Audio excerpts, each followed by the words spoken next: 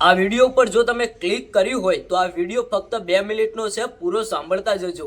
આજે ભાઈ ચૈતરભાઈ વસાવાને તમારી જરૂર પડી છે, કારણ કે જે નેતા પોતાની જનતા માટે રાત દિવસ લડતા હતા અને વારંવાર ક્યાંક ને ક્યાંક જેલમાં જતા હતા, એ નેતા ઉપર અત્યારે હાલ એક દુઃખનો પહાડ તૂટી પડ્યો છે। કારણ કે ભાઈ તમે સમાચાર તો સાંભળી લીધા હશે કે ચૈતરભાઈ વસાવા એમના પત્ની શકુંતલાબેન વસાવા અને સાથે સાથે 9 આરોપીઓ એટલે કે ટોટલ 9 સભ્યોને ક્યાંક ને ક્યાંક 7 વર્ષની સજા ફટકારવામાં આવી છે અને અત્યારે હાલ ચૈતરભાઈ વસાવા જેલમાં પણ પહોંચી ગયા છે। આજે ભાઈ ચૈતરભાઈ વસાવાને તમારી જરૂર છે, કારણ કે જે પણ ટાઈમે ચૈતરભાઈ વસાવાને પોતાની જનતાએ જે પણ સમયે બોલાવ્યા હતા, રાત હતો કે દિવસ હતો, એ સમયે ચૈતરભાઈ વસાવા ત્યાં હાજર થયા હતા અને પોતાની જનતાને ન્યાય અપાવ્યો હતો। તો અત્યારે હાલ ભાઈ ચૈતરભાઈ વસાવા એમના પરિવાર ઉપર એક મોટું સંકટ આવ્યું હોય એવું કહીએ તો પણ ચાલે। એક બાજુ ભાઈ ચૈતરભાઈ વસાવાને 2 પત્નીઓ છે, નાના નાના બાળકો છે, એમાંથી ભાઈ ચૈતરભાઈ વસાવા, શકુંતલાબેન વસાવા, આ બંને માણસોને ક્યાંક ને ક્યાંક 7 વર્ષની જેલ થઈ છે અને વર્ષાબેન વસાવા જે એમના બીજા પત્ની છે એ ઘરે છે અને નાના નાના બાળકો પણ છે। જે સમયે કોઈ પણ હક અને અધિકાર માટે લડત લડવાની હોય એ સમયે ચૈતરભાઈ વસાવા તરત જ હાજર થતા હતા અને આજે ભાઈ કંઈક એવા સમાચાર મળ્યા કે ચૈતરભાઈ વસાવાને 7 વર્ષની સજા ફટકારવામાં આવી છે।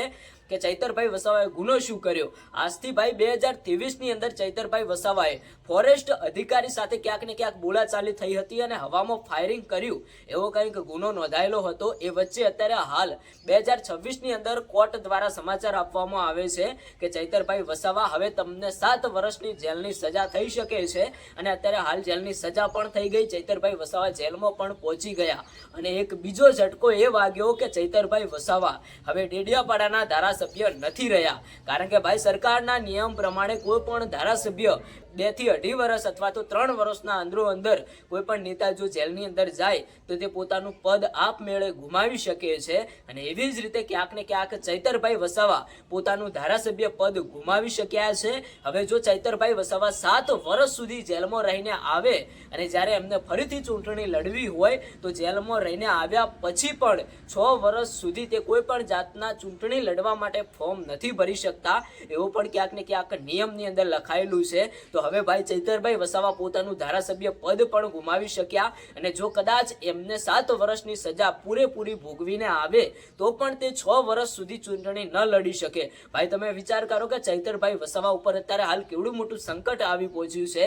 તમારું શું કહેવું થાય છે ચૈતરભાઈ વસાવા વિશે? 2 શબ્દો કોમેન્ટની અંદર જણાવતા જજો અને જેટલો બને એટલો સપોર્ટ ચૈતરભાઈ વસાવાને કરતા જજો અને તમે જણાવજો કે કોણ સાચું અને કોણ ખોટું। આ કોમેન્ટ બોક્સની અંદર જવાબ આપીને તમે કોમેન્ટ બોક્સ ભરી દેજો, કારણ કે આજે એક નેતા એટલે કે ચૈતરભાઈ વસાવાને સપોર્ટ કરવાનો દિવસ આવ્યો છે।